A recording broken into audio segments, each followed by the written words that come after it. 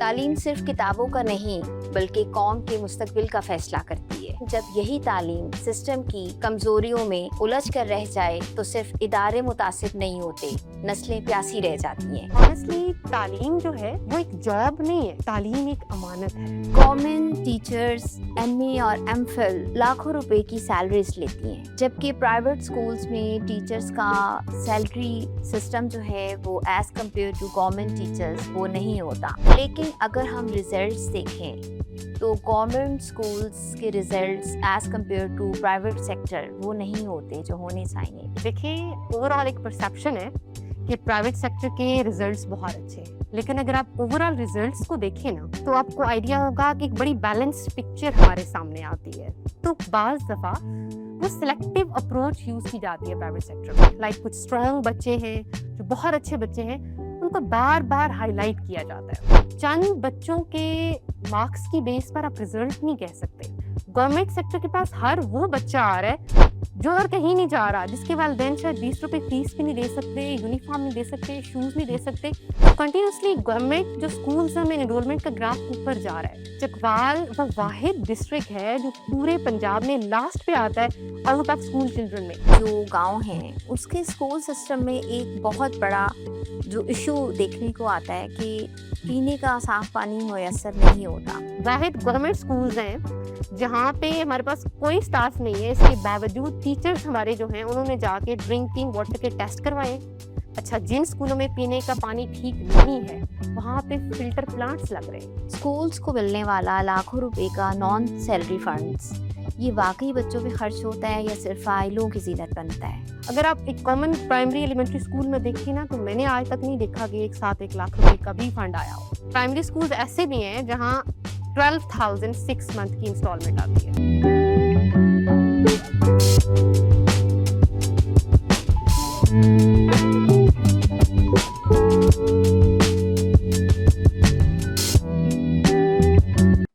अस्सलाम वालेकुम नाज़रीन, मैं हूँ अलमास बाबर एडवोकेट। नाज़रीन, तालीम किसी भी मुआशरे की शेरग होती है। तालीम सिर्फ किताबों का नहीं बल्कि कौम के मुस्तकबिल का फ़ैसला करती है। लेकिन जब यही तालीम सिस्टम की कमज़ोरियों में उलझ कर रह जाए तो सिर्फ इदारे मुतासिर नहीं होते, नस्लें प्यासी रह जाती हैं। आज प्यामे शहर के स्टूडियो में हमारे साथ एक ऐसी पर्सनालिटी मौजूद हैं जो चकवाल के विलेज और सिटी एजुकेशनल सिस्टम की मॉनिटरिंग करती हैं। इसके साथ साथ वो एक कामयाब अबाया ब्रांड की ऑनर भी हैं और एक रिस्पॉन्सिबल मदर का रोल प्ले कर रही हैं। आइए मिलते हैं साइमा फलक साहिबा से। आपको स्टूडियो में खुशामदीद कहते हैं। बहुत शुक्रिया, thank you so much Almas साहिबा आपका। मेरे लिए एक एजाज़ की बात है कि मैं इस प्लेटफॉर्म पे आज अपने तजर्बात या अपनी ज़िम्मेदारियाँ आपसे शेयर करूँगी। और ऑनेस्टली तालीम जो है वो एक जॉब नहीं है, तालीम एक अमानत है और इस अमानत का जवाब फिर सब ने देना है, चाहे वो वालिदैन हैं, वो असातिज़ा है या फिर ऑफिसर है। तो बड़ी खुशी हुई आज आपने ऐसे बोला। बिल्कुल, और आप फील्ड में रहती हैं तो आइए फिर सवालात का आगाज़ उन तल्ख़ हक़ाइक़ और उन बातों से करते हैं जो आवाम जानना चाहती है। गवर्नमेंट टीचर्स MA और MPhil लाखों रुपए की सैलरीज लेती हैं, जबकि प्राइवेट स्कूल्स में टीचर्स का सैलरी सिस्टम जो है वो as compare to government teachers वो नहीं होता। लेकिन अगर हम रिज़ल्ट्स देखें तो गवर्नमेंट स्कूल्स के results as compare to private sector वो नहीं होते जो होने चाहिए। इसकी क्या रीज़न्स हैं? देखिए, ओवरऑल एक परसेप्शन है कि प्राइवेट सेक्टर के रिजल्ट्स बहुत अच्छे हैं, लेकिन अगर आप ओवरऑल रिजल्ट्स को देखें ना तो आपको आइडिया होगा कि एक बड़ी बैलेंस्ड पिक्चर हमारे सामने आती है। गवर्नमेंट सेक्टर से एक वास्ट चंक है, एक बहुत ज़्यादा तादाद में बच्चे एग्ज़ाम में अपेयर होते हैं और अगर आप उनका पास परसेंटेज देखें या मेरिट रिप्रेजेंटेशन देखें तो उन बच्चों का काफ़ी स्ट्रॉन्ग है। लेकिन यहाँ पे अगर आप आए प्राइवेट सेक्टर की तरफ तो बाज़ दफ़ा वो सिलेक्टिव अप्रोच यूज़ की जाती है प्राइवेट सेक्टर में। लाइक कुछ स्ट्रॉन्ग बच्चे हैं जो बहुत अच्छे बच्चे हैं, उनको बार बार हाईलाइट किया जाता है, वही दिखाए जाते हैं कि ये बच्चे देखें किस तरह से पॉलिश हो रहे हैं, किस तरह से रिजल्ट्स हैं। लेकिन मेरा ये मानना है कि चंद बच्चों के मार्क्स की बेस पर आप रिजल्ट नहीं कह सकते। मतलब आप ये रिजल्ट जी कहना चाह रही हैं कि गवर्नमेंट सेक्टर्स में ये चीज़ हाईलाइट नहीं की जाती, ओवरऑल वहाँ पे एक रिजल्ट अनाउंस होते हैं। और इसके अलावा भी एक चीज़ है, आप ये देखें कि रिजल्ट ये नहीं होता कि 2 बच्चों ने टॉप कर लिया, 4 ने। आप ये देखें कि ओवरऑल कितना बच्चा अपेयर हुआ है और एक एवरेज बच्चे का जो एजुकेशन है वो कितना इम्प्रूव हुआ, उसमें कितनी इम्प्रूवमेंट आई है। और अगर आप इसको देखें ना, तो आप गवर्नमेंट सेक्टर को ये नहीं कह सकते कि वो पीछे है, या आप उसको कह सकते हैं कि आपको देखना पड़ेगा कि वो इस मामले में बहुत आगे हैं। गवर्नमेंट सेक्टर के पास हर वो बच्चा आ रहा है जो और कहीं नहीं जा रहा, जिसके वालिदैन शायद 20 रुपए फीस भी नहीं दे सकते, यूनिफॉर्म नहीं दे सकते, शूज नहीं दे सकते, शायद घर जाके उसको प्रॉपर अटेंशन नहीं मिल सकता। अगर एक ऐसे बच्चे का एक एवरेज एजुकेशन आप देखें और वो इम्प्रूव हो रही है, तो चंद बच्चों के मार्क्स के मुकाबले में ये बहुत बड़ी अचीवमेंट है। आपके इतने क्लियर एक जो आपने क्लियरली आपने एक आंसर किया, इससे यकीनन हमारे नाजरीन के जहन में जो एक मिसअंडरस्टैंडिंग है वो यकीनन दूर हुई होगी, और गवर्नमेंट सेक्टर के बारे में जो एक ट्रस्ट लेवल बिल्डअप नहीं होता उसके बारे में यकीनन लोगों का ट्रस्ट बढ़ेगा और लोग ज़्यादा ट्रस्ट से अपने बच्चों का एडमिशन करवा सकेंगे यकीनन। अच्छा, अब ये भी एक बड़े मजे का एनालिसिस, अगर आप रिपोर्ट्स को देखें तो कंटिन्यूसली गवर्नमेंट जो स्कूल्स में एनरोलमेंट का ग्राफ ऊपर जा रहा है। देखिए कुछ टाइम से ना किसी भी चीज़ को इम्प्लीमेंट होने में टाइम लगता है। कुछ टाइम से एज ए AEO जब मैं काम कर रही हूँ तो मैं देख रही हूँ, उसके बाद टीचर्स को देख रही हूँ कि गवर्नमेंट कोशिश कर रही है, ऑल्दो हमारे वसाइल बहुत लिमिटेड हैं। आपको हर गवर्नमेंट स्कूल में क्लास 4 नहीं मिलेगा, आपको प्राइमरी में तो बिल्कुल नहीं मिलेगा, और एलिमेंट्री तो कोई 1 to 2% स्कूल्स में आपको मिलेगा क्लास 4। तो वहाँ पे सिर्फ टीचर है, वो टीचर क्लास 4 भी है, वो टीचर मेंटरिंग भी देख रहा है, वो टीचर पेरेंट्स से भी कम्युनिकेट कर रहा है, वो टीचर सब कर रहा है, और वसाइल बड़े महदूद हैं। शायद हमारे पास जो पेमेंट आ रही है, जो NSP की अमाउंट्स आ रही हैं, वो बड़ी मुश्किल से ना जोड़ तोड़ करके हमारे टीचर्स पूरी कर रहे हैं। इसके बावजूद वो ये कोशिश कर रहे हैं कि वो बच्चा जिसे कोई पढ़ाने को तैयार नहीं है भाई, जिसके माँ बाप फीस नहीं दे सकते, यूनिफॉर्म नहीं दे सकते, नोटबुक्स नहीं दे सकते, वो बच्चा है हमारी ऑडियंस, वो बच्चा है। आप उस बच्चे का इम्प्रूवमेंट लेवल अगर कंपेयर करते हैं ना एक ऐसे बच्चे से जिसके पास सब कुछ है, और फिर उसमें कितनी इंप्रूवमेंट आ रही है, तो आपको एक वाज़ह फर्क नजर आएगा। और इसी वजह से फिर लोगों का ट्रस्ट भी ऑब्वियसली बिल्कुल, बिल्डअप डेफिनेटली। होता है। अभी इनरोलमेंट्स कंटिन्यूसली पास्ट 3 ईयर्स का मैं पैटर्न चेक कर रही थी अपना, तो इनरोलमेंट्स हमारी इंक्रीज हो रही हैं। और आपको पता है चकवाल वो वाहिद डिस्ट्रिक्ट है जो पूरे पंजाब में लास्ट पे आता है आउट ऑफ स्कूल चिल्ड्रन में, यानी हमारे पास सबसे कम आउट ऑफ स्कूल बच्चा है। हमारे बच्चे एजुकेशन ले रहे हैं। तो ऑब्वियसली जहाँ कोई प्राइवेट स्कूल आपको नहीं मिलेगा, दूर दराज ढोकों पे जाएं, दूर दराज के इलाकों में जाएं, जितने भी प्राइवेट स्कूल्स आपको मिलेंगे ना वो इनकैचमेंट हाई इनकैचमेंट एरियाज में होंगे, जहाँ से बच्चा आएगा, बिकॉज एक बिजनेस है भाई। लेकिन अगर आप गवर्नमेंट स्कूल देखेंगे तो आपको जहाँ 20 घर है वहाँ भी गवर्नमेंट स्कूल होगा, कोई दूर दराज की ढोक है वहाँ भी गवर्नमेंट स्कूल होगा। तो उस लिहाज से देखिए तो ओवरऑल एक परसेप्शन है कि गवर्नमेंट में एनरोलमेंट्स कम है। आप सिटी का कोई गवर्नमेंट स्कूल उठा के देख लें, मुझे बताएं कि इसकी एनरोलमेंट कम है, इसकी एनरोलमेंट ज्यादा होंगी। हाँ, एक्सेप्शंस हैं, इक्का दुक्का एक्सेप्शन से मानती हूँ, जहाँ बहुत सारे लूप होल्स होंगे वो हर जगह होते हैं। एक्सेप्शंस तो ऑब्वियसली हर जगह पे हैं। जब आप किसी स्कूल को विजिट करती हैं तो आपकी रिस्पॉन्सिबिलिटीज़ बेसिकली क्या होती हैं? आप मेंटरिंग करती हैं या मॉनिटरिंग करती हैं? एज अ AEO स्कूल में आपने जाके आखिर करना क्या होता है, ये आप ज़रा पब्लिक को बताएं ताकि लोगों को पता चले।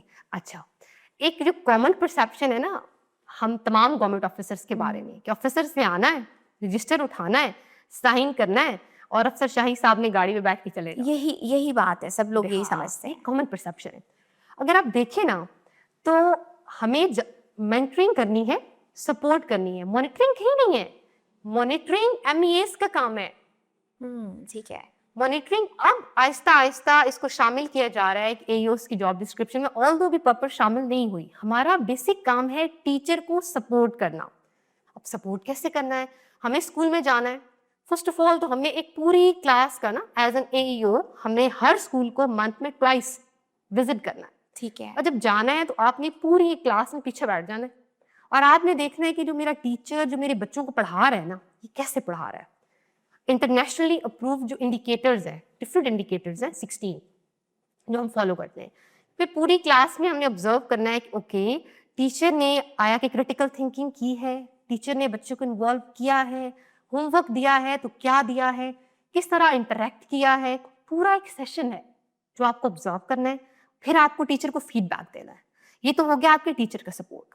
उसके बाद आपको देखना है कि ओके हमारे पास रिसोर्सेज क्या हैं, हमारी स्कूल मैनेजमेंट काउंसिल्स के साथ मीटिंग्स हुई हैं कि नहीं हुई, हमारी काउंसिल आई है या हमारी काउंसिल नहीं आई, हमारे पास कितने फंड्स हैं, हम अपने स्कूल की ब्यूटिफिकेशन कैसे करेंगे, हमारे पास खाक रोब नहीं है, हमने अपने स्कूल को क्लीन रखना है। तो आप समझिए कि एक स्कूल के प्रिंसिपल की जिम्मेदारी होती है ना, बेसिकली एयू की वो जिम्मेदारी है और हेड टीचर उसका सपोर्ट सिस्टम है। हमें जाना है, यानी आप देखिए कि प्राइवेट सेक्टर में एक स्कूल का एक प्रिंसिपल है और यहाँ पे 13 to 14 स्कूल्स का एक एयू एक प्रिंसिपल समझ। As a AU, you have a lot of responsibilities to fulfill. आपको डेटा प्रोवाइड करना है, आपको ऑन ग्राउंड सपोर्ट देनी है, आपको पेरेंट्स से कम्युनिकेट करना है। बस कि हर वो काम जो स्कूल का है वो हेड के कोलैबोरेशन से AU is responsible for that duty. Okay, मतलब ये जो कॉमन परसेप्शन है कि बस AEO साहब आए, रजिस्टर पे साइन हुए, चले गए, और बस ये चीज़ तो बिल्कुल भी एग्जिस्ट ही नहीं करती है। अब आपको मजे की बात बताऊं, ये परसेप्शन हमारी पब्लिक में आया क्यों है? आज से 10-15 साल पीछे जाइए ना, जी जी, तो वो जो डीओ आ गया, कॉमन वर्ड यूज होता था, जी, तो जी। आपको डेजिग्नेशन की बात नहीं कर। तो वो एक सिस्टम था जिसने जो हमारे मुआशरे का हिस्सा रहा है, और जब कोई चीज मुआशरे में रहती है ना तो वो लोगों के जहनों पे लंबा असर छोड़ जाती है। उस बात को हम भी समझते हैं। हम अपना काम कर रहे हैं कि वक्त आएगा, आहिस्ता आहिस्ता चेंज कभी अब्रप्ट नहीं आता। ये जो कॉन्सेप्ट है ना माइंड्स में, ये आहिस्ता आहिस्ता बदलेगा और बिना बोले बदलेगा। लोग देखिए, अपने बच्चे से प्यारा ना किसी भी इंसान को कोई नहीं होता, अपनी औलाद से बढ़ के किसी को कुछ नहीं है। हम ये कहें ना कि बरादरी सिस्टम बहुत जगहों पे स्टार्ट मैंने देखा, या इस वजह से ये एक एनालिसिस है, या इस वजह से बच्चे नहीं आते, नहीं। मुझे लगता है कि अपनी औलाद से प्यारा किसी इंसान को इस दुनिया में कुछ नहीं होता भाई। ऐसा ही औलाद है। को कोई कंप्रोमाइज नहीं करता। तो जब इनरोलमेंट बढ़ रही है कंटिन्यूसली गवर्नमेंट स्कूल्स की, इट मीन्स कुछ हो रहा है। It shows obviously. Obviously. Thank you. अच्छा, चकवाल के बेशुमार जो गांव हैं उसके स्कूल सिस्टम में एक बहुत बड़ा जो इशू देखने को आता है कि पीने का साफ पानी मुयसर नहीं होता। तो ये तो बेसिक फैसिलिटीज़ होती हैं, तो अगर बेसिक फैसिलिटीज़ प्रोवाइड नहीं हो रही तो ये सिस्टम फेलियर नहीं है? अच्छा, बहुत अच्छा पॉइंट आपने उठाया, मैं उससे बात करना चाह रही थी। अगर आप देखिए तो किसी भी प्राइवेट स्कूल का चकवाल को देखिए, बहुत कम इक्का दुक्का खुद नहीं करवाया होगा। ड्रिंकिंग वाटर का टेस्ट नहीं मैंडेटोरी नहीं होगा। जब स्कूल की रजिस्ट्रेशन होती है किसी भी प्राइवेट स्कूल की, तो वो रिपोर्ट होती है कि पीने का पानी ठीक है। उसके बाद साल गुजरते हैं, एक समझ ले कि कागजी सिस्टम तो चल रहा होता है, बट वाहिद गवर्नमेंट स्कूल्स हैं जहाँ पे हमारे पास कोई स्टाफ नहीं है। इसके बावजूद टीचर्स हमारे जो हैं उन्होंने जाके ड्रिंकिंग वाटर के टेस्ट करवाए, फिर ये रिपोर्ट सबमिट हुई है सीईओ ऑफिस में। अच्छा, जिन स्कूलों में पीने का पानी ठीक नहीं है वहां पे फिल्टर प्लांट्स लग रहे हैं। आप ये देखिए कि आहिस्ता आहिस्ता ना चीजें बदल रही इम्प्रूव हैं, हो रही हैं। बदल रही हैं चीजें। और तो आप चकवाल का कोई ऐसा स्कूल भी कोट कर सकते हैं कि जहाँ पे बारिश आती है तो पानी खड़ा हो जाता है। इवन मैं खुद देखती हूँ। लेकिन देखिए ना, वही बात है कि सारे काम एकदम नहीं हो सकते। पीने का पानी हमारे चकवाल में, चकवाल सिटी के अंदर कुछ स्कूल्स हैं जहाँ के ग्राउंड वाटर सही नहीं है, वहाँ पीने का प्रॉब्लम सॉल्व करना पड़ता है, वहाँ फिल्टर प्लांट्स लग रहे हैं। लेकिन तकरीबन जो हमारे विलेज एरिया का इनकैचमेंट एरिया है ना, वहाँ मेजॉरिटी जो वाटर बोरिंग सिस्टम है वो तकरीबन मेजर केसेस में वो ड्रिंकिंग वाटर ठीक माना गया है जब उसका टेस्ट करवाया गया है। और जिनमें नहीं है वहाँ वाटर कूलर के साथ फिल्टर्स लगाए जा रहे हैं। 90% इसमें हैं, ऑल्दो 10% होंगे जहाँ नहीं भी होंगे। I totally agree. मतलब आप लोग जो हैं वो रेगुलर अपना पानी जो पीने का है टेस्ट करवाते हैं? ये वंस इन अ ईयर हम टेस्ट करवा रहे होते हैं, कभी कभी 2 years का भी हो जाता है। लेकिन हमें गवर्नमेंट एक प्रॉपर टाइम फ्रेम देती है, उसमें हमें टेस्ट करवा के रिपोर्ट सबमिट करानी होती है। एक और इशू अक्सर मीडिया पे हम लोगों को सुनने में आता है या न्यूज़पेपर्स से हम लोग सुनते हैं कि विलेजेस में या सिटीज़ में गवर्नमेंट स्कूल्स में पानी की मोटरें चोरी हो जाने के बारे में ख़बरें आती हैं। तो एज आ असिस्टेंट एजुकेशन ऑफिसर, क्या आपके पास इतने इख्तियारात होते हैं कि आप फ़ौरन मोटरें लगवा सकें, या इसके लिए भी एक लंबी कागजी कार्रवाई की जाती है? बहुत अच्छी बात है। पहले तो ये है कि जो मोटरें चोरी होने वाला प्रोसेस है ना, मैं इससे खुद कई बार गुजरी हूँ ऑनेस्टली, और हर दफा विलेज एरिया में नहीं गुजरी। हर दफा सिटी के स्कूल्स में ये प्रॉब्लम आया है मेरा। राइट। ठीक है, अब जिन स्कूल्स में मेरे साथी AUs बहुत सारे हैं, हमारे डिस्ट्रिक्ट एडमिनिस्ट्रेशन है, वो भी ये बात जानते हैं, जिन स्कूल्स में होता है हमारे पास NSB अवेलेबल होता है। और NSB, मजे की बात, एक समझा जाता है कि NSB शायद कोई भी यूज कर लेगा, एक होती है स्कूल मैनेजमेंट काउंसिल। स्कूल की कमेटी होती है, ऑड नंबर्स के 8 नहीं होते, सॉरी 9 होते हैं, 11 होते हैं, 13 होते हैं मेंबर्स। वो डिसाइड करते हैं कि जो पैसे आए हैं ये किस काम में लगेंगे। अगर स्कूल में पैसे मौजूद हों तो फौरी तौर पे सबसे पहला काम FIR करवाई जाती है। FIR करवाने के बाद SMC का इजलास बुलाया जाता है और उसमें SMC ये डिसाइड करती है कि हमें ये जो पैसे हैं इनसे पानी की मोटर अगर अवेलेबल है तो लगा दें, अगर नहीं अवेलेबल तो फिर क्या करें। फिर AEO काम करता है एज अ ब्रिज। हमें डिपार्टमेंट को इन्फॉर्म करना होगा, ओके ये सैट स्कूल है, यहाँ ये इशू है, यहाँ फंड्स नहीं है, रिपोर्ट सबमिट करवाई जा रही है कि प्लीज फंड्स इशू करें।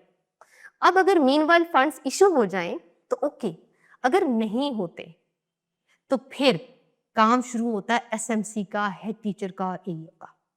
हमें कम्युनिटी को बुलाना है, कम्युनिटी को बुला के उन्हें बताना है, उनसे डोनेशंस लेनी है, और बहुत दफ़ा हमने ऐसे किया भी है और मिलजुल के हम ये काम करते हैं। यानी आपके पास फंड्स हैं तो लगेगी, फंड्स नहीं हैं तब भी आपने लगानी है, तो आपने कम्युनिटी की हेल्प से लगानी है। आपने NSP फंड्स का जिक्र किया, तो इससे रिलेटेड एक क्वेश्चन जो आम तौर पे लोग जानना चाहते हैं, स्कूल्स को मिलने वाला लाखों रुपए का नॉन सैलरी फंड्स, ये वाकई बच्चों पे खर्च होता है या सिर्फ फाइलों की जीनत बनता है? क्या बहुत सिस्टम है ये? बहुत अच्छा सवाल है, और इससे मैं क्लियर कर पाऊंगी कि रियलिटी है क्या। बेसिकली देखिए, हमारे पास कुछ स्कूल्स होते हैं जिनमें आप कहते हैं कि लाखों में फंड आता है, वो हायर सेकेंडरी स्कूल्स, और वो स्कूल जिनकी इनरोलमेंट्स बहुत ज़्यादा होती हैं। अगर आप एक कॉमन प्राइमरी एलिमेंट्री स्कूल में देखें ना, तो मैंने आज तक नहीं देखा कि एक साथ 1 लाख रुपए का भी फंड आया हो।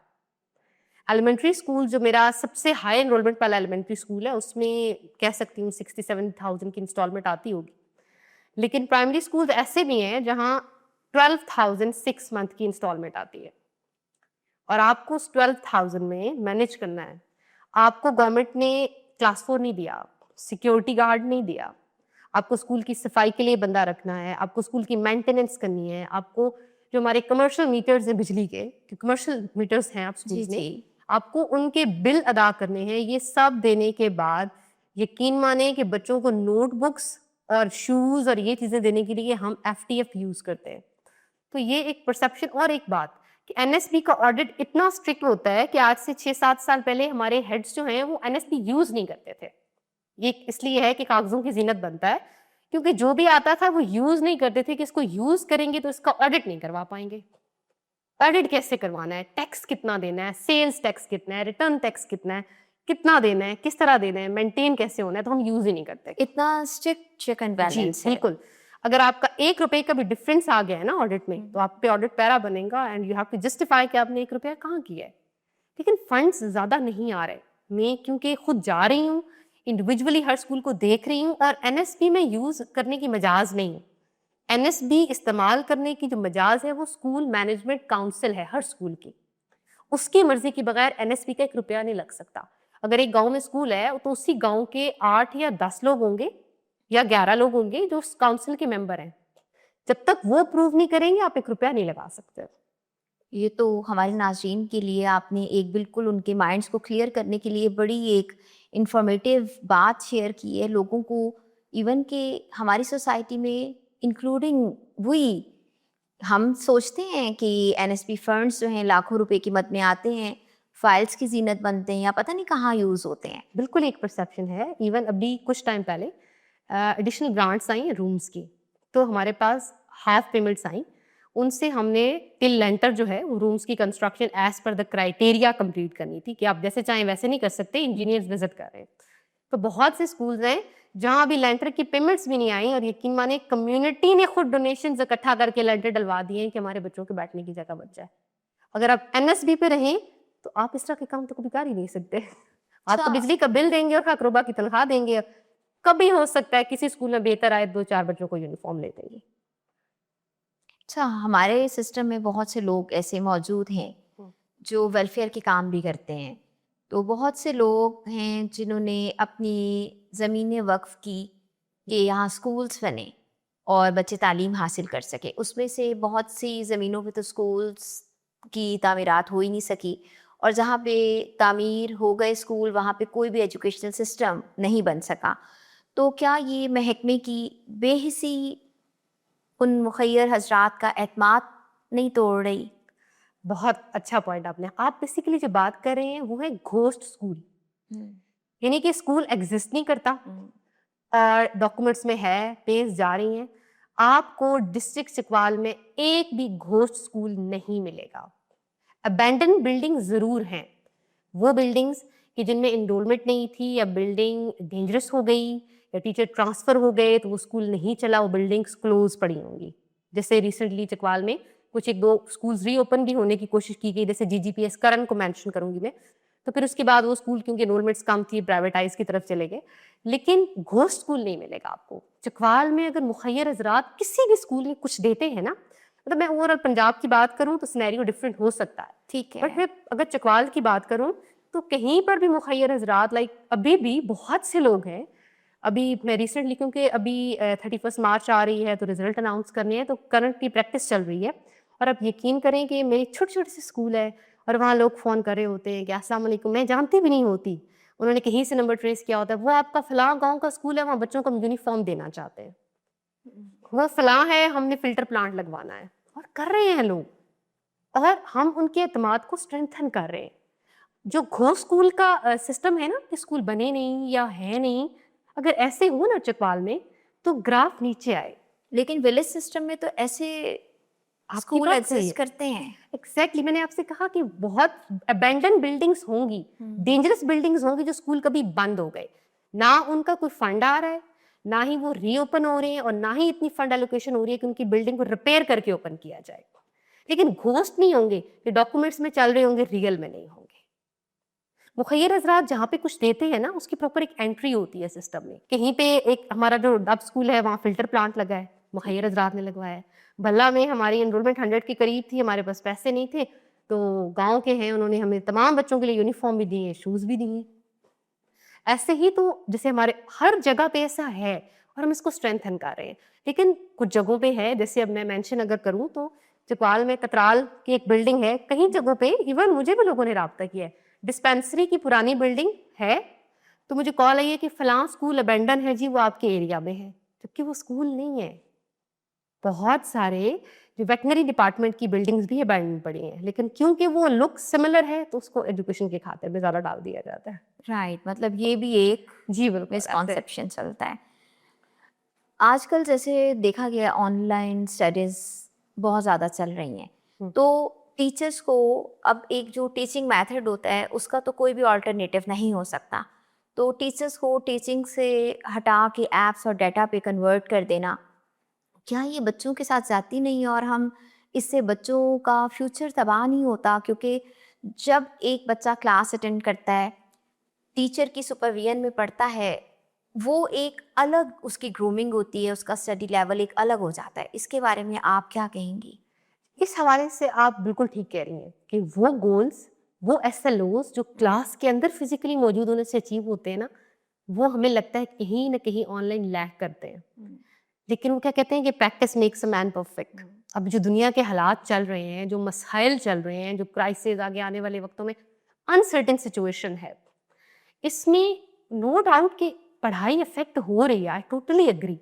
लेकिन इसके साथ साथ एक पॉजिटिव चीज़ ये आ रही है कि हमारे टीचर्स को गूगल मीट का नहीं पता, हमारे टीचर्स को जूम पे एनोटेशन टूल्स कैसे यूज़ करने हैं नहीं पता, हमारे टीचर्स को नहीं पता कि ऑनलाइन क्लासेस को कैसे लेके चलना है, आप अपने वाइट बोर्ड की तरह अपने जूम की क्लासेस को कैसे यूज़ करते हो। तो ये जो एक पीरियड आया है, नो डाउट नुकसान हो रहा है, लेकिन आने वाली मुश्किल सिचुएशंस की तैयारी भी हो रही है कि अगर इन केस कुछ मुश्किल हालात बन जाते हैं तो फिर कुछ ना पढ़ने से बेहतर होगा कुछ ना कुछ अपने बच्चों तक डिलीवर करना। और आप ये देखिए ना कि कैम्ब्रिज सिस्टम को देखिए, इंटरनेशनली हर जगह ऑनलाइन टीचिंग चल रही है। ऑल्दो ये बात सही है कि हमारे जो टीचर हैं, चाहे वो गवर्नमेंट सेक्टर है चाहे वो प्राइवेट सेक्टर है, एक नॉर्मल टीचर जो हमारे यहाँ का है उसको ऑनलाइन टीचिंग के टूल्स का आइडिया नहीं है। लेकिन हम ये नहीं कह सकते कि ऑनलाइन टीचिंग में इस तरह से डिलीवर नहीं होता। उसमें एक पिलर ऐड हो जाता है, मेन फैक्टर पेरेंट्स। अगर पेरेंट रोल नहीं अदा करेंगे तो ऑनलाइन टीचिंग नहीं चलेगी। लेकिन मीनवाइल नुकसान के साथ एक फायदा हो रहा है कि आने वाली मुश्किल कंडीशन के लिए हम तैयार हो रहे हैं। तो इसके लिए अगर जैसे आपने हालात का ज़िक्र किया, तो इसकी अगर हम बेटरमेंट की तरफ जाएँ, तो इसके लिए ये एक अगर इसके लिए ये कर लिया जाए कि ऐसी वर्कशॉप्स या ऐसे प्लेटफ़ॉर्म्स का इनेकाद कर दिया जाए जो टीचर्स और बच्चों को इन मीडिया टूल्स को ट्रेनिंग दे दी जाए, ताकि उनको वो प्रॉब्लम्स, वो हर्डल्स जो वो फेस कर रहे हैं, वो सब ख़त्म हो जाएँ और वो अच्छे तरीके से अपनी एजुकेशन सिस्टम पे फोकस कर सकें। तो ये ज़्यादा बेहतर नहीं हो जाएगा? ये बहुत बेहतर है और ये नीड ऑफ एन आवर है। जिस तरह सीपीडी ट्रेनिंग्स होती हैं, कॉन्टिन्यूस प्रोफेशनल डेवलपमेंट की ट्रेनिंग्स होती हैं, कैपेसिटी बिल्डिंग की ट्रेनिंग्स हो रही होती हैं, ये training need of an hour है। ये नहीं होंगी तो हमारा सिस्टम नहीं चल सकेगा, चाहे वो गवर्नमेंट है चाहे वो प्राइवेट है। क्योंकि दुनिया जिस तरफ जा रही है ना, ये चीज़ें ज़रूरी हैं। अगर हमें ये नहीं आएंगी तो हम वाक़ईतन 100 साल के बहुत पीछे चले जाते हैं दुनिया से। पूरी दुनिया में यूज़ हो रही है, वर्कशॉप्स मैंडेटरी हैं और अगर गवर्नमेंट लेवल पे ये हो जाती हैं तो डेफिनेटली इससे मेजर चेंज आएगा। अगर आपको फुल अथॉरिटी दे दी जाए, तो आप सिस्टम में वो क्या चेंजिंग्स लाएंगी जो गेम चेंजर साबित हो और जो हमारे आने वाले बच्चों का फ्यूचर ब्राइट कर दें? अच्छा, हमारा एजुकेशनल सिस्टम ना, जिससे मैं खुद एजुकेशन डिपार्टमेंट में हूँ बट मुझे इख्तलाफ है, ये एक रैट रेस है। सेम सिलेबस सबको पढ़ना है, सेम क्राइटेरिया पे सारे जज हो रहे हैं। यानी आप एक बंदर को तो दरख्त पे चढ़ने के बारे में जज कर सकते हैं, एक मछली को कैसे चढ़ाएंगे दरख्त पे? तो उसकी अपनी कैपेबिलिटीज है ना। तो मेरे अगर हाथ में हो तो मैं कहूँगी हर बच्चे को उसकी कैपेबिलिटीज के अकॉर्डिंग किस फील्ड में वो बेहतर है उस तरह जज किया जाए। ये एक जो 100 साल पुराने हमारा सिस्टम आ रहा है ना, फॉर्मेटिव असेसमेंट, समेटिव असेसमेंट कर ली, एग्जाम ले लिया, पेपर हो गए। भाई बंदर तो दरख्त पे चढ़ेगा लेकिन मछली या मगरमच्छ कैसे चढ़ेगा? सिस्टम को चेंज करना पड़ेगा और हमें इंडिविजुअली लर्निंग स्किल्स बच्चे की जो है वो बिल्टअप करनी बहुत ज़रूरी है। और ये देखना पड़ेगा ना, एक स्पोर्ट्स में अच्छा है तो आप उसको उस तरफ लगाएं ना। आप उसको तारीख रटवाएंगे तो वो बेचारा क्या करेगा? वो नहीं रट सकता ना। और जो मतलब मुझे लगता है कि ये जो रट्टा सिस्टम है, इसको निकाल के बच्चे को इस तरह से इंडल्ज करना चाहिए सिस्टम में कि वो खुशी खुशी अपने एजुकेशनल सिस्टम में इतना महव हो जाए कि वो इस चीज़ को अपनी एक्टिविटी समझे और वो जैसे अपनी गेम्स में इन्वॉल्व हो जाता है, वो अपनी एजुकेशन में इन्वॉल्व हो जाए। एग्जैक्टली, यही तो प्रॉब्लम है। जहाँ हम लैक डंडे के जोर पे आप उसको सधा तो सकते हैं, आप उसमें इंटरेस्ट नहीं डेवलप कर सकते। जब किसी काम में इंटरेस्ट नहीं होता ना, तो जब आपके सर पे डंडा नहीं होता तो फिर वो काम खत्म हो जाता है, उसको कोई फायदा नहीं होता। अब बात करते हैं आपके उस रुख की जहां आपने क्रिएटिविटी को बिजनेस में कन्वर्ट किया। आपका माशाल्लाह अबाया ब्रांड भी है, तो सबसे पहले आप ये बताएं कि आपके अबाया ब्रांड का आगाज़ कैसे हुआ? महरोश अंबर अबायास का आगाज आज से 3 साल पहले हुआ था। मैंने कभी अबाया वेयर नहीं किया था ऑनेस्टली, और मैं ये भी नहीं कहती हूँ कि अबाया वेयर करना मैंडेटरी है। It's a piece of garment, it's totally your choice, आप वेयर करें आप मत करें, ये एक डिफरेंट डिबेट है। लेकिन मेरा दिल किया था पहनने को, और जब स्टार्ट किया तो पसंद नहीं आ रहा था कुछ। वो एक नए नए आप जब कोशिश करते हैं ना, स्विच करते हैं एक क्राइटेरिया दूसरे क्राइटेरिया में, तो आप चाह रहे होते हैं कि हम दोनों चीज़ों को बैलेंस रख लें। तो वो सिचुएशन थी, तो मुझे समझ नहीं आ रही थी। बहुत सर्च किया, चकवाल में देखा, ऑनलाइन देखा, कुछ बहुत महंगे थे, 25,000 30,000। तो मुझे लगा कि ये पॉसिबिलिटी नहीं है, जो चीज़ चाहिए वो मिल नहीं रही। फिर मैंने अपना पहला अबाया डिज़ाइन किया with the name of black queen. उस टाइम कोई अबायास के बारे में ये नहीं था कि कोई ब्रांड लॉन्च करना, जस्ट वो एक बनाया और फिर ऐसा लोगों को पसंद आया, फ्रेंड सर्कल से होता हुआ सोशल सर्कल में, तो वो आहिस्ता आहिस्ता मैं अबायास डिज़ाइन करने लगी। और फिर वहीं से महरोश अंबर अबायास का सफ़र चल पड़ा। कोई प्रॉपर मार्केटिंग नहीं थी, कोई फोटोग्राफी नहीं थी, कुछ प्रॉपर कुछ नहीं था। जस्ट स्टार्ट लिया और रेफर्ड सिस्टम पे लोग देखते गए और फिर एक कम्युनिटी बनती गई। तो बिजनेस और गवर्नमेंट जॉब दोनों को आप कैसे बैलेंस करती हैं, क्योंकि दोनों ही टाइम टेकिंग है? ये बहुत ट्रिकी क्वेश्चन है। अगर मेरे बच्चों के दादा दादी ना होते ना, तो ऑनेस्टली मैं ये नहीं कर सकती थी। मेरे अबायास की डिज़ाइनर मेरी अम्मा है। लाइक मैं पिक्चर सोचती हूँ और वो क्रिएट करती हैं, पहला जो डिज़ाइन क्रिएट होता है। तो अगर मेरी अम्मा ना होती ना, मेरे बच्चों की दादी ना होती, तो फिर शायद मैं एक ही काम कर रही होती। She is the basic support system behind this. मैं जॉब के लिए घर से निकल आती हूँ, मुझे नहीं पता कि मेरे बच्चों का लंच बना है नहीं बना, अम्मा अम्मा है, हो जाएगा। अब अयास की डिलीवरी है, ऑर्डर्स देने हैं और मैं नहीं देख पाई, मैं अपने काम पे हूँ, ओके अम्मा है, अम्मा ने हैंडल कर लिया होगा। तो बेसिकली आप मारोश नंबर अबायास के सामने मेरा फेस कह सकते हैं कि फेस मेरा है, बट बिहाइंड द सीन्स वो सब अम्मा संभाल रही हैं। और मेरी अम्मा ने लाइक वो अपना नाम नहीं लिख सकती, वो एजुकेटेड नहीं है, लेकिन उनमें टैलेंट है। और कभी कभी मुझे कहती हैं कि पुत्र ये मैंने टाइम से किया होता तो कितना अच्छा था, ये तुम मुझसे अब करवा रही हो। Like she is 65 plus now और ये सेड के ये तुमने मुझसे टाइम से क्यों नहीं करवाया। तो ये मारोश नंबर अबायास की मैनेजमेंट में मेरा रोल आप कह सकती हैं 5% है, बाकी सारा रोल अम्मा हमारी का है। माएँ जो हैं वो वाक़ई उनका रोल जो है वो बहुत ज़्यादा वाइटल होता है। और ये तो मैं आपसे नेक्स्ट क्वेश्चन पूछना चाह रही थी कि आपका सपोर्ट सिस्टम क्या है जो आप अपना बिज़नेस, अपनी गवर्नमेंट ड्यूटीज़ इतनी अच्छी तरह से परफ़ॉर्म कर पाती हैं, तो आपको फैमिली सपोर्ट क्या है? तो वो आप बता चुकी हैं कि आपकी अम्मी इस तरह से आपको सपोर्ट करती हैं माशाल्लाह। सपोर्ट सिस्टम की बात करें ना, तो सपोर्ट सिस्टम का जो सबसे एंकरिंग पिलर है ना, वो मेरा बेटर हाफ है और मेरे अब्बा हैं।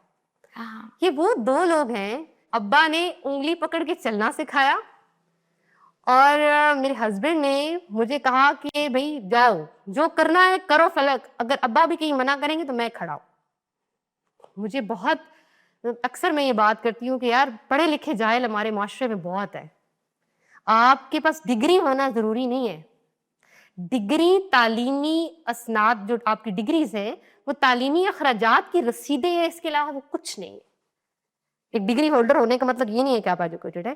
तो मेरा सपोर्ट सिस्टम है मेरे हस्बैंड और मेरे अब्बा और मेरी अम्मा, ये तीन लोग हैं जिन पे मैं रिवॉल्व कर रही हूँ। ऐसा ही है, हमारे घर का माहौल, हमारे घर की ग्रूमिंग, हमारे घर का सपोर्ट सिस्टम वही हमें आगे बढ़ाता है। एग्जैक्टली ऐसा ही है।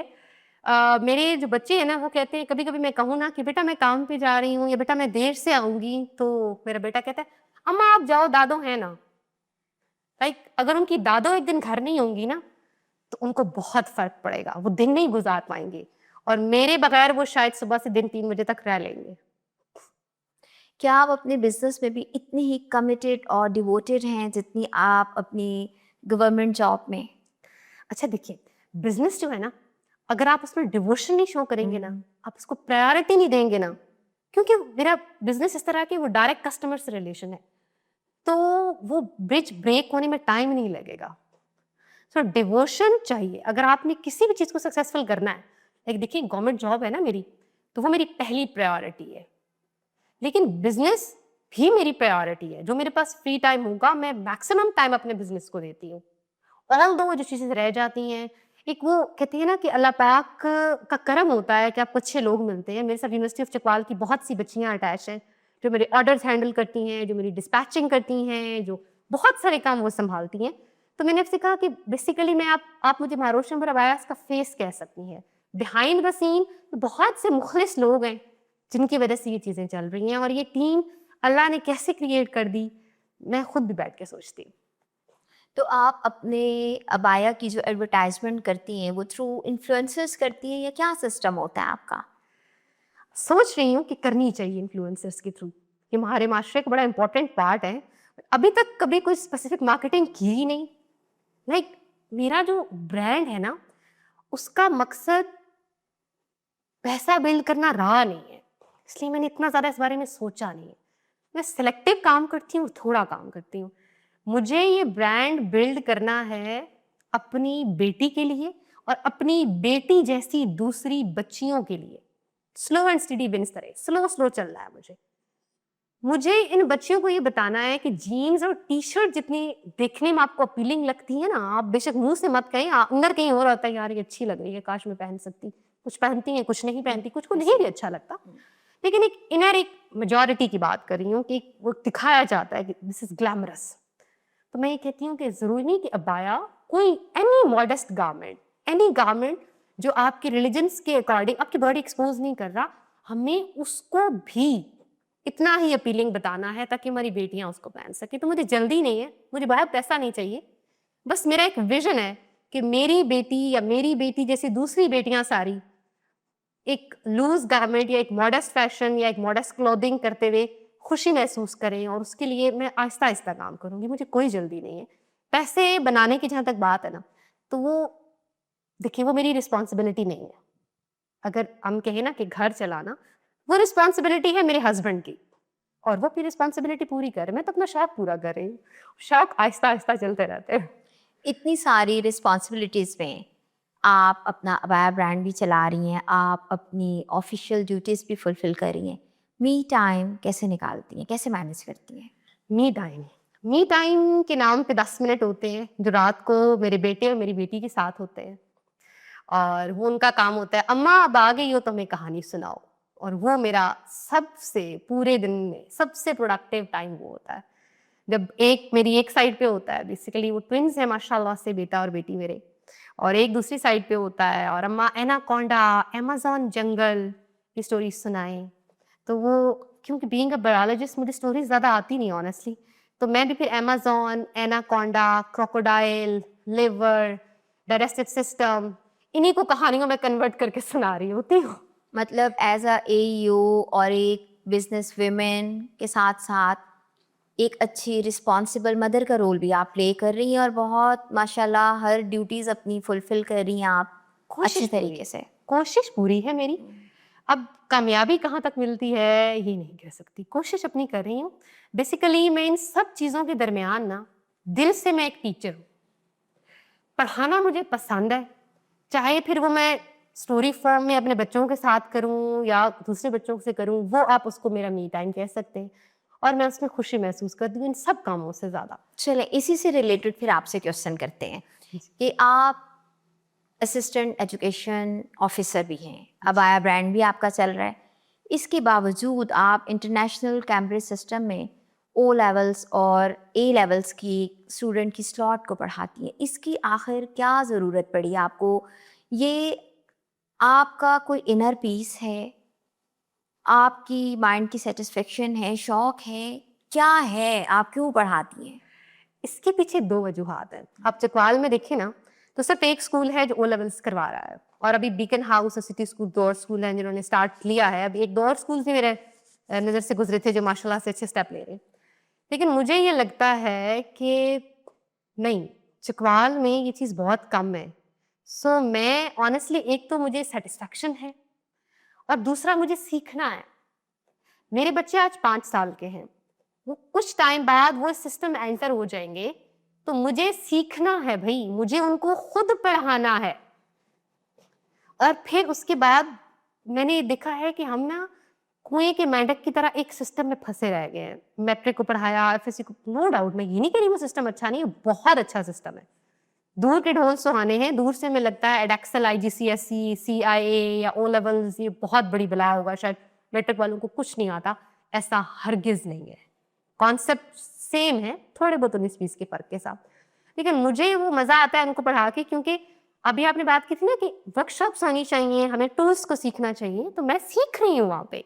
और मैं सीख रही हूँ क्योंकि कल मैं अपने बच्चों को देख सकूं, उनको खुद सिखा सकूं। जब एक माँ एजुकेटेड नहीं होगी, मुझे क्या पता मेरा बच्चा फिजिक्स में क्या पढ़ के आया है, केमिस्ट्री में क्या पढ़ के आया है, या वो ऑनलाइन क्लास कैसे ले रहा है। तो बीइंग अ मदर ये मेरी रिस्पॉन्सिबिलिटी है कि मैं सीखूं। और इसमें फिर एक अच्छी चीज़ है कि मेरे साथ और स्टूडेंट्स जुड़ रहे हैं, और से और स्टूडेंट्स जुड़ रहे हैं, तो मज़ा आता है। आप समझे कि एक तरह की मुझे लगता है कि वो सारे मेरे बच्चे हैं। एक सेटिस्फेक्शन है बच्चों को एक तालीम देकर, उनको स्किल्स देकर। एग्जैक्टली ऐसे ही है। मुझे खुशी महसूस होती है। आप कह सकते हैं कि ये मेरा, कुछ लोगों को मेहंदी लगा के खुशी होती है, कुछ को स्क्रॉल करके खुशी होती है, तो मुझे बच्चों से ना इंटरेक्ट करके खुशी होती है। आप उन ख़वातीन को क्या मैसेज कन्वे करना चाहेंगी जो अपनी सलाहियतों को लिमिटेड कर लेती हैं? अच्छा, स्किल्स होती हैं उसमें, लेकिन वो यूज़ नहीं करती। पहली बात तो ये है कि मैं ख़वातीन को ये कहूँगी कि देखिए, आप कभी भी ये मत सोचें, मजबूरी में करना पड़ता है। मैं ये नहीं कह रही हूँ कि मजबूरी में मत करें। मैं ये कहती हूँ कि आप कभी ये मत सोचें या इसलिए मत कमाएं कि मुझे घर चलाना है। वो जिम्मेदारी अल्लाह ने जिसकी लगाई है ना, वो कर रहा है, और आपको उसका सपोर्ट सिस्टम बनना है, आपको उसके साथ खड़ा होना है, आपको अपने बेटर हाफ का एक सपोर्टिव पिलर बनना है। लेकिन इसका ये मतलब हरगिज नहीं है कि आप बच्चे संभाल रही हैं, घर साफ करिए, अपनी सारी एक फुल टाइम जॉब है, इसमें कोई छुट्टी नहीं है, कर रही हैं। लेकिन इसके बावजूद वो जो आप अंदर से है ना, वो जो कभी आपका अगर, कभी मेरा काश, काश कि मैं ये कर लेती, अगर कि ये हो जाता, वो अगर और काश करें भाई, कुछ तो करें, जिससे कल आप पीछे मुड़ के देखें तो आप कह सकें कि यार मैंने अपने दिल की सुनी थी। अपने लिए कोशिश ज़रूर करते रहना चाहिए। जरूर करें। ये वो चीज है, जब वक्त गुजर जाएगा, और अब मैंने आपसे कहा था ना कि मेरी अम्मा कहती हैं कि पुत्र ये मैंने टाइम से क्यों नहीं किया, तो आपके पास काश टाइम रह है, जाता है। आपके पास टाइम है, आप टाइम से करें भाई।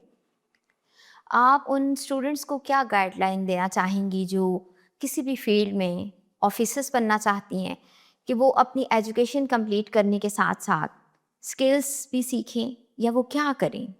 स्किल्स बहुत इंपॉर्टेंट है। मैंने भी कहा था ना कि हमारी डिग्रियां, आजकल के जो सिस्टम है ना, इसमें ये तालीमी अखराजात की रसीदें रह गई हैं ज़्यादातर केसेस में। स्किल है जो आपको इस मॉडर्न लाइफ में सेट कर सकता है। अपनी एजुकेशन कंप्लीट करें और अपनी एजुकेशन उसमें ही रखें जो आप स्किल सीख रही हैं। रोबोटिक्स में जाएं, ये आने वाले वक्त की ज़रूरतें हैं। अपनी एजुकेशन की लाइन वही रखें जिसमें आपको इंटरेस्ट है, और उसी से रिलेटेड अपनी स्किल सीखें। स्किल नहीं सीखेंगे तो आप सेट नहीं हो पाएंगे, भले आपके पास डिग्री हो। आप अपनी ऑफिशियल ड्यूटीज़ और अपने ब्रांड को आइंदा आने वाले 5 सालों में कहाँ देखना चाहती हैं? मेरी ये ख्वाहिश है कि जब अब जाती हूँ ना गवर्नमेंट स्कूल्स में, तो मेरे कुछ स्कूल में फंड्स नहीं होते, और मेरे टीचर्स कह रहे होते हैं मैडम फंड्स नहीं है, हम क्या करें, हमने पंखा ठीक करवाना है, हमने छत ठीक करवानी है। तो एक इनर गिल्ट होता है मुझे भी कहीं ना कहीं कि क्या करूं मैं ऐसा कि मैं इनकी तकदीर बदल दूं। तो मैं देखती हूँ कि अगर हम सब कोशिश करते रहे ना, तो आने वाले 5 सालों के बाद कम से कम मैं इस काबिल हो सकूंगी कि मैं कह सकूंगी कि ओके, मेरा गवर्नमेंट स्कूल किसी भी लिहाज से किसी बहुत अच्छे well known private school, chain school से कम नहीं है। लेकिन और तो मैं ये कह सकती कि एक जमाना था ना जब दरख्त के नीचे बैठ के भी लोगों ने पढ़ाया और उनमें साइंटिस्ट बने हैं। आप ये नहीं कह सकते कि मादी चीजें बहुत इंपॉर्टेंट है या वो बिल्कुल इंपॉर्टेंट नहीं है, दे आर इंपॉर्टेंट, लेकिन उनके अलावा टीचिंग मेथडोलॉजी इंपॉर्टेंट है। मैं ये चाहूंगी कि 5 साल में अगर हम ऐसे लगे रहे ना, इंशाल्लाह हम कम से कम इतना तो कर पाएंगे। एक गरीब अपने बच्चे को स्कूल भेजते हुए ये नहीं सोचेगा कि बेट इससे बेटर था कोई काम सिखा देता, स्कूल जाके क्या करना है। इंशाल्लाह आपकी इंशाल्लाह। नीयत और आपका खलूस बहुत प्योर है, और अल्लाह ताला ज़रूर आपके इस काम में, आपके इस मिशन में आपकी मदद करेगा। आपने तालीम, बिज़नेस और ग्रूमिंग के हवाले से बहुत अच्छे हमें टिप्स दिए, बहुत अच्छी गुफ्तगू की, इसका बहुत शुक्रिया। आप हमारे प्लेटफॉर्म पे आमे सहर पे तशरीफ़ लाईं, और हमारा प्लेटफॉर्म हमेशा उन लोगों की आवाज़ बनता है जो सोसाइटी में पॉजिटिव चेंज लाने के लिए कोशिश करते हैं। हमारे स्टूडियो में आके आपको क्या लगा, और प्यामे सहर के इस मिशन के बारे में आपकी क्या राय है? प्यामे सहर एक ऐसा प्लेटफॉर्म लगा है ना मुझे, जहां आप दिल की बात कर सकते हैं। एक मतलब मुझे बड़ी खुशी हुई कि एटलीस्ट चकवाल में, बजाय कहा जाता है कि छोटा सिटी है, शायद इतनी अपॉर्चुनिटीज नहीं है, लेकिन आप यहाँ पे हर उस बंदे की आवाज बन रहे हैं जो माशरे में पॉजिटिव चेंज लाता है। और मैं आपके लिए एक बात कहना चाहूंगी कि बहुत अच्छा काम है आपका माशाल्लाह से। तो वो एक शेर मेरे ज़हन में आ रहा था कि जो भटकता है वही राह बनाता है, वरना बस्ती में कहाँ सीधा चला जाता है। वक्त सहरा है कहाँ इस पे निशान मिलते हैं, एक भगूला कई नक्श मिटा जाता है। आप लोग जो माशरे में नक्श है ना, हमारी कुछ नेगेटिव चीजें, उनको धो रहे हैं। आप वो भगूला है जो बता रहे हैं कि नहीं, नेगेटिविटी के बाद पॉजिटिविटी भी है। और बहुत खुशी हुई आज आप लोगों से बात करके। ऑनेस्टली दिल जो है ना, वो दिल से एक है कि अल्लाह पाक आपको तरक्की दे और आप यूं ही चकवाल के अच्छे लोगों को सामने लाते रहे। Thank you so much, same here.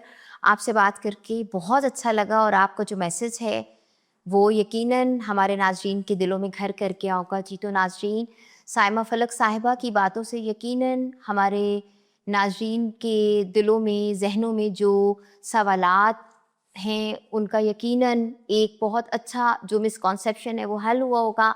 और आज की गुफ्तगू से आपको ये चीज़ ज़ाहिर हो गई होगी कि कुछ भी इस दुनिया में नामुमकिन नहीं है। आप जो चाहें कर सकते हैं, शर्त सिर्फ खलूस नीयत, यकीन और जद्दोजहद है। हमारा प्लेटफॉर्म इसी तरह से चकवाल का हिडन टैलेंट आपके सामने लाता रहेगा। और अगर आपको हमारी ये काविश, हमारी ये स्ट्रगल पसंद है, तो हमारे चैनल को सब्सक्राइब कीजिए, बेल आइकन को प्रेस कीजिए और हमें कमेंट में ज़रूर बताएं कि हमारी ये स्ट्रगल, हमारे ये मेहमान जो आपसे गुफ्तगू करते हैं, इनकी आपको कौन सी अच्छी बात लगी है और हमारी ये कोशिश आपको कैसी लगी है। इस शेर के साथ इजाज़त चाहूँगी। खुदी को कर बुलंद इतना कि हर तकदीर से पहले खुदा बंदे से खुद पूछे, बता तेरी रज़ा क्या है। अपनी मेज़बान अलमास बाबर एडवोकेट को इजाज़त दीजिए। अपना ख्याल रखिएगा। अल्लाह निगहबान।